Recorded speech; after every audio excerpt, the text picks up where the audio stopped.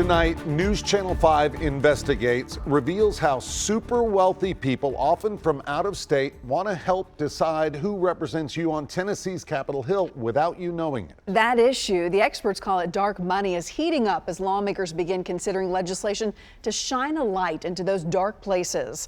Our chief investigative reporter, Phil Williams, is taking an in-depth look at this issue. Phil? You know, this is a really critical issue. The groups that do not want to disclose their funding took to social media over the weekend to rally their troops to turn out in opposition to the bill when it comes up tomorrow in a House committee. We found a former Republican lawmaker who may understand the issues involved better than anyone.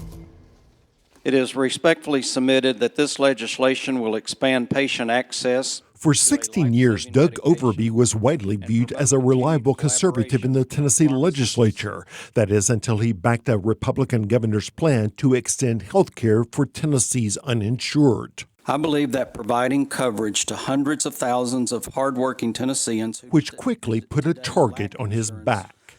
A group known by the name of Americans for Prosperity, for whatever reason, decided to get involved in that race, in that campaign, and sent direct mail pieces into the district and sent troops on the ground into the district to go door to door. Americans for Prosperity was founded by the billionaire brothers Charles and David Koch, and AFP sent teams into Overby's East Tennessee district right in the middle of the Republican primary to deliver the message that Doug Overby betrayed Tennesseans. You have no doubt that they wanted to defeat you.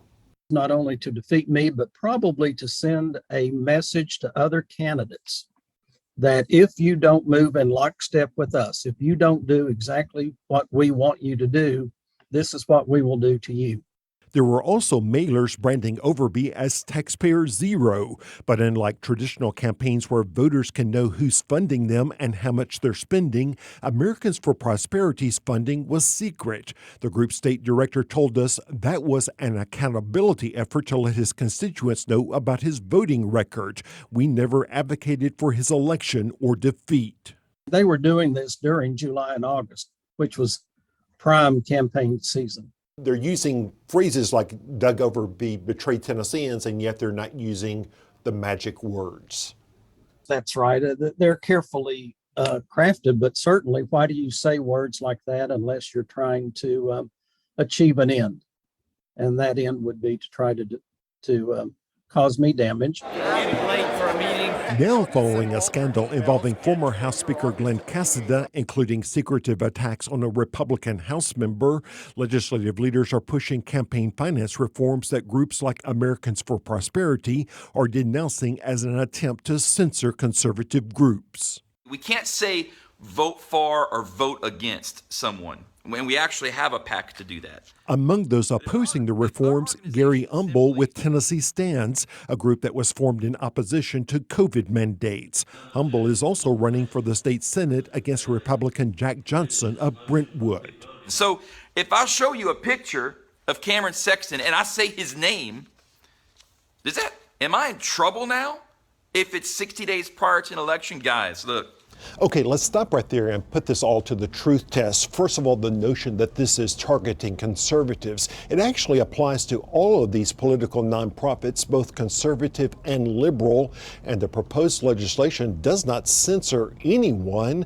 It just requires disclosure of the money spent to influence these campaigns. Increasing transparency of money spent on elections is not a limit on speech and does not bar anybody from speaking. Patrick Llewellyn with the Campaign Legal Center says voters have a right to know who's paying to get candidates elected or defeated, regardless of the words they use. In my mind, if an ad attacks or supports a candidate for elected office, it's an election-related ad. Now the group that went after Doug Overby with that negative campaign right in the middle of an election is pushing back, saying it won't be silenced by this legislation.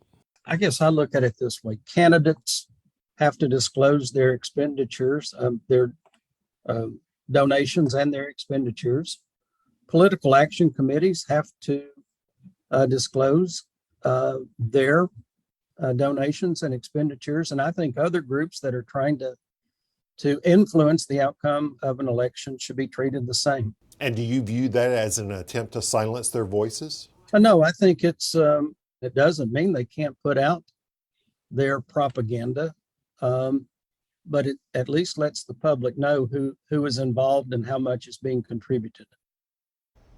Now, under this proposal, the disclosure would only be triggered if a group spends more than $5,000 or more in the 60 days before an election on communications that show or mention a candidate.